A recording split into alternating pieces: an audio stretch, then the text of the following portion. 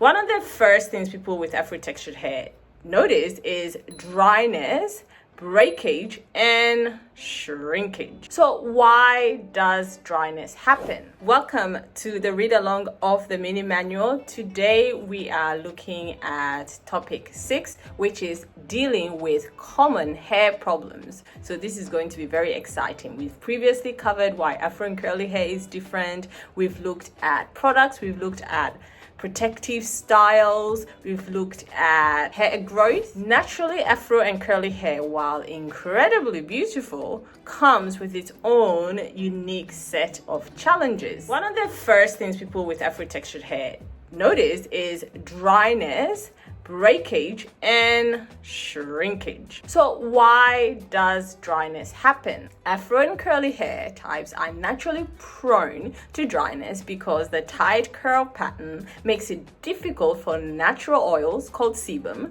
to travel down the hair shaft.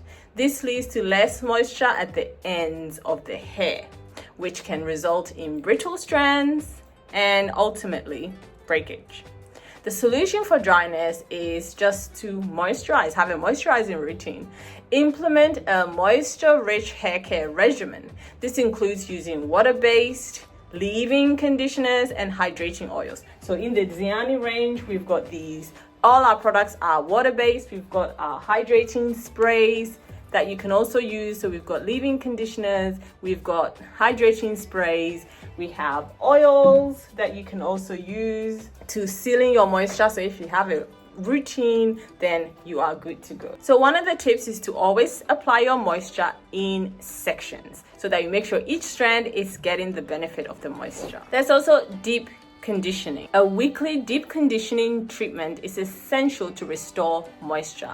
Look for products that contain humectants like glycerin or honey, which attract moisture from the air into your hair. So at Dzeani, we have the hair treatment that has as baobab oil, which you can use for weekly treatment. When moisturizing, there's the idea of the LOC or LCO method. So you use the liquid oil cream or liquid cream oil method to lock in moisture. The L, if you remember back to when we were looking at lesson 2, the L stands for liquid or leave-in conditioner, and this is water-based. Then the oil can be like jojoba or jojoba oil or argan oil or a luxurious blend like we have with the elixir to seal in moisture. Then cream can be butters like your shea butter or heavier creams to add further hydration. You want to avoid sulfate-based shampoos can strip hair of its natural oils, leading to increased dryness. So you want to opt for sulfate-free shampoos that are gentle and moisturizing. And while the African black soap is quite cleansing, it even acts as a clarifier because of its high pH. You can go ahead and use that once a month. Preventing breakage. This is likely to happen when you're detangling, so detangle gently. Use a wide tooth comb, starting from the ends and working your way up. Always detangle while hair is moist and coated with a conditioner or detangling spray to prevent snagging and breakage. Protective styles. Protective styles like braids, twists, and buns help to shield your hair from environmental factors and reduce daily manipulation, which can lead to breakage. Regular trims. Keep your ends healthy by trimming every 8 to 12 weeks. I don't do this. Regular trims prevent split ends from traveling up the hair shaft, which leads to more breakage. Frizz control. Why does frizz happen anyway? Frizz occurs when your hair's cuticle layer is raised, so that's the outermost layer, allowing moisture from the air to enter the hair shaft and swell the strands. This is especially common in humid climates and happens more frequently when hair is dry or damaged. Solutions for frizz: you want to seal the cuticle. After washing, rinse your hair with cold water to help close the hair cuticles, which can reduce frizz. I live in West Africa. It's very humid outside, so even that ain't gonna save me. Closing with cool water when I wash doesn't prevent frizz. I need something heavier, or I just embrace my frizz. So using lightweight serum or oils also helps seal the hair shaft. Anti-humidity products. You want to look for anti-humidity gels or creams that create a barrier between your hair and the moisture in the air. And so in this, silicone, which we generally avoid as curly or Afro-textured people, is what's going to do the trick. So silicone-based serums can be effective, but if you prefer silicone-free options, you look for products with ingredients like shea butter or aloe vera as an alternative. It's not going to be as effective, but that's a silicone-free alternative. You want to use a satin pillowcase or bonnet. Cotton pillowcases can cause friction that leads to frizz. So switching to a satin or polyester pillowcase can help keep frizz under control while you're sleeping overnight. Moisture balance. Keep your hair hydrated. Dry hair is more prone to frizz. Regular deep conditioning and leave-in conditioners can help maintain moisture balance, which in turn reduces frizz. Shrinkage. Why does shrinkage happen? Shrinkage is a natural phenomenon that happens when curly and afro hair tightens or contracts as it dries. This is a sign of healthy hair because it indicates that your hair has strong elasticity. However, shrinkage can make it challenging to manage hair length and volume. Embracing shrinkage. While it can be frustrating, shrinkage is a sign that your hair is retaining its natural curl pattern and is healthy. Rather than trying to eliminate shrinkage completely, many people choose to embrace it. You have no option by working with a natural hair texture and style. I'm currently hating shrinkage because my hair's growing quite a bit. I need a haircut and the shape is just all over the place. So shrinkage is not my friend, other than wearing in a protective style. Solutions for managing shrinkage. You can use stretching techniques to elongate your curls, and that's my go-to. That's constant. I'm constantly protective. I'm constantly stretching the hair. To reduce shrinkage, you can use methods such as twist outs. In twist outs, you're typically twisting damp hair in sections. You allow it to air dry, and when you unravel the twist, your hair will be stretched and show more length. Or braid out. Braid outs are actually my preferred method on 4C hair. I get more elongation, so similar to twist out but with braids, and this can stretch the hair even more in my experience, in my texture. But there's also banding or African threading. So here you section the hair and use hair bands or silken threads to band around the hair from the root to the tip, keeping it stretched while it dries. You can combine the two, band and braid, and this is also a go-to method for me. So I'll hold the base with a band and then I will braid to finish it off and get the maximum elongation. And on this, I have to say, I actually prefer the band and braid because I did do an experiment comparing African banding and then the band and braid method, and I got way more stretch and less matting because with the African banding method, if my hair is quite damp, it can mat quite a bit. So by the time I unravel it, I spend a lot of time separating the strand, which I don't get when I band and braid. You can use heat sparingly, so blow drying your hair with a diffuser or using a heat stretching method like a blowout on lower heat can also reduce shrinkage.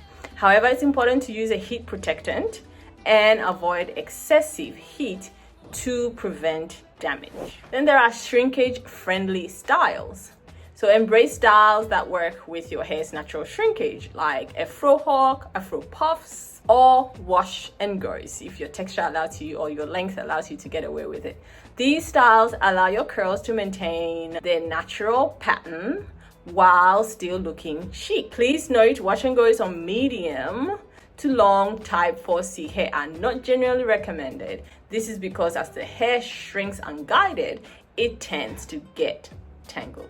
The instances of single strand knots increases if the hair is allowed to dry on its own without being guided via twists or braids. So we've mentioned single-stranded knots. What are these? So split ends, right? Split ends occur when the protective outer layer of hair, the cuticle, wears away, causing the hair to split. This often is due to mechanical damage such as overbrushing or rough detangling, jagged fingers when you're detangling, or even using heat styling or lack of moisture. Single-stranded knots, on the other hand, these are sometimes referred to as fairy knots. These are tiny knots that form when individual strands of curly hair wrap around themselves.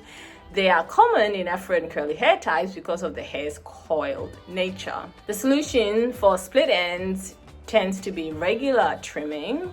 The only real solution for split ends is trimming them off. Preventing them is key, which includes maintaining moisture, avoiding excessive heat styling, and being gentle with your hair. You want to moisturize regularly. Keeping your hair hydrated reduces the likelihood of split ends. Deep condition weekly and use leave-in conditioners and oils to keep the ends of your hair soft and hydrated. You want to avoid heat damage. Excessive use of hot tools like flat irons and blow dryers can weaken the hair and cause split ends. I have to say I've been using quite a bit of heat safely. So in the mini manual, we say about 175 degrees Celsius if you don't go above it. But even then, I have noticed that you need to be careful because you can start to get a bit of damage. So solutions for single-stranded knots: stretch your hair. Keeping your hair in stretched styles such as twists, braids, or banding can reduce the occurrence of single-stranded knots. Stretched hair is less likely to curl back on itself and form knots. So you want to see the accompanying Dzeani YouTube video for styles based on stretched or minimally heat straightened afro hair. You can also use pre-shampoo treatment, and I always do this. So this is where you apply an oil or conditioner before shampooing to give your hair extra slip, and you also detangle before you do the wash, and it makes it easier in that process because you've got a bit of slip and reduces the likelihood of knots forming during the washing process. Gentle detangling. Always detangle your hair carefully, especially around the ends where single-stranded knots tend to form. Use fingers or a wide tooth comb. Start from the tip and work your way to the root. Let's cover scalp issues. Scalp issues like dandruff, itchiness, product buildup are common problems in afro and curly hair due to the tendency of the hair type to trap oils and products close to the scalp.